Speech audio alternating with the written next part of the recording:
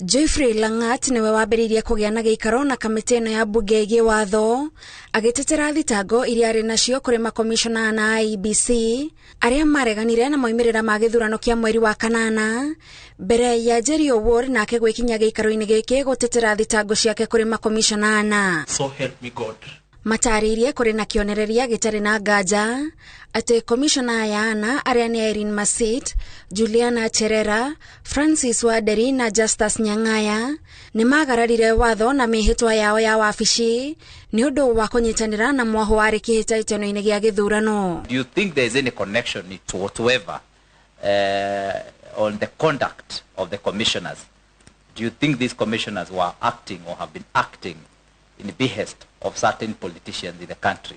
The 4 commissioners were individually and collectively acting as an agent of the Azimio Umoja One Kenya Coalition Party and its associates within the commission. Would it be possible, would it be conceivable that people can also naturally think in a similar way, especially when they are addressing a similar issue?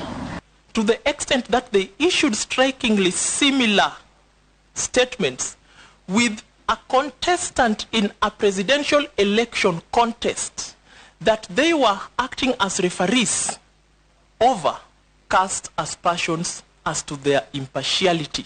Na rĩrĩ mũikarĩri gĩtĩ wa IEBC Wafula Chebukati na makomishona angĩ marorete kũhurũka wĩra kĩambĩrĩria-inĩ kĩa mwaka ũkĩte, athitangani aya maugĩte makomishona aya angĩ ana matingĩhokerwo ũtungata komishoni-inĩ ĩno. What you're trying to persuade the committee is that you want by January 2023 not to have a single commissioner. How will the 4 commissioners work with the secretariat, which they could not agree on tallied and verified results, appointed a law firm to represent the commission in court, and many other issues which are in public domain? Ameba a kamĩtĩ ĩno ya watho makĩenda kũmenya ũrĩa makomishona aya ana IEBC mahũthĩrire iturwa ciao gũthararia wĩra wa mũikarĩri gĩtĩ wa IEBC mwerekera-inĩ wa kwanĩrĩra moimĩrĩra. At what point were they obstructing?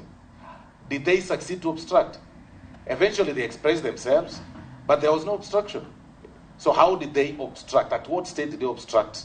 When they came out to dramatically revolt at those results that they had been participating in verifying, out of nowhere, when did this commission break out? The heinous act of attacking the chairperson and other commissioners at Boma's National Tallying Center, while in full glare of the public media, was meant to create national disharmony and violence. The end result would be post-election violence with severe consequences. Jerry Owuor atarĩirie ũrĩa gũtaũkwo kwa mamwe ma maũndũ marĩa matĩtagio nĩ makomishona aya maronania kwaga gũkinyanĩra kwao wĩra-inĩ wao. The aspect of you saying that it was incompetence, how do you think it was incompetence on her part and not just an unintelligible calculation?